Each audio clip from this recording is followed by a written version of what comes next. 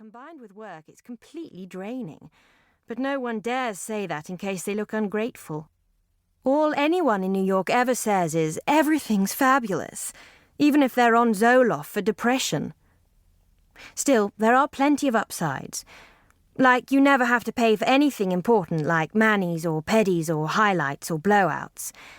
The downside is that sometimes the freebies wreak havoc with your social life. Believe me, if your dermatologist's kid can't get into Episcopal, he'll be on the phone to you day and night.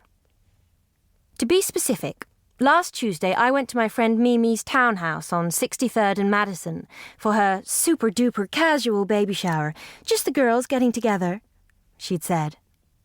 There were 3 staff per guest, handmade pink cookies from Paillard Patisserie on Lexington, and chocolate booties from Fauchon.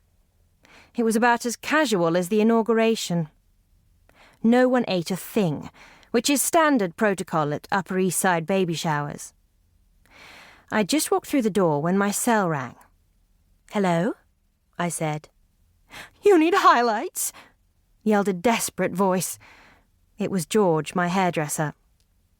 I use George when I can't get in with Ariette, which is almost all the time because she's permanently booked with Julie. "Are you in Arizona?" I asked. Arizona is what everyone says instead of rehab. A lot of hairdressers in New York visit Arizona almost every month. "Just back," he replied. "If you don't go blonde, you're going to be a very lonely girl," continued George tearfully. Even though you'd think George, being a hairdresser, would know this already, I explained that a brunette like me can't go blonde. "Can in New York," he said, choking up. I ended up spending the present opening ceremony in Mimi's library discussing addictive personality types with George and hearing all the one-liners he'd picked up in rehab like, "Say what you mean and mean what you say and don't be mean when you say it." Every time George goes into rehab, he starts talking more and more like the Dalai Lama. Personally, I think if hairdressers are going to offer deep insights, they should be exclusively on the subject of hair. Anyway, no one thought George's behaviour was odd because everyone in New York takes calls from their beauty experts at social occasions. It was lucky I was out of the room when Mimi opened my gift, which was a library of Beatrix Potter books. She totally freaked because it was more books than she'd ever read. Now I know why most girls give fashion from Bonpoint rather than controversial literature at baby showers.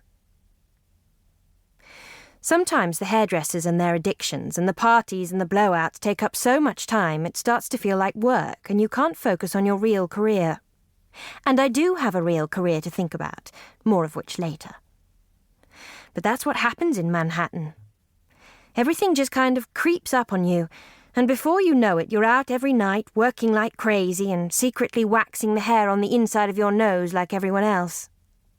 It's not long before you start thinking that if you don't do the nose hair wax thing, your whole world's going to fall apart. Before I give you the rest of the goss from Mimi's shower, here are a few character traits you might want to know about me. 1. Fluent in French, intermittently.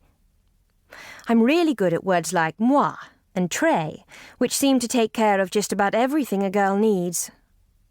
A few unkind people have pointed out that this does not make me exactly fluent, but I say, well, that's lucky, because if I spoke perfect fluent French, no one would like me, and no one likes a perfect girl, do they? 2. Always concerned for others' well-being.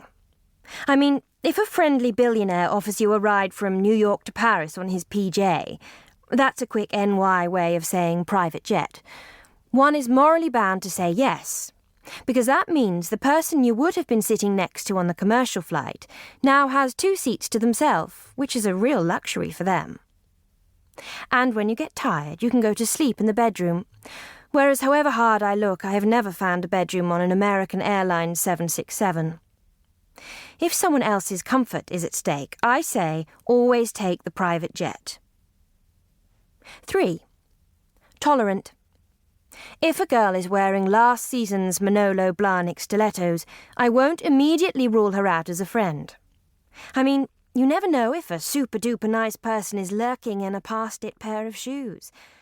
Some girls in New York are so ruthless, they won't speak...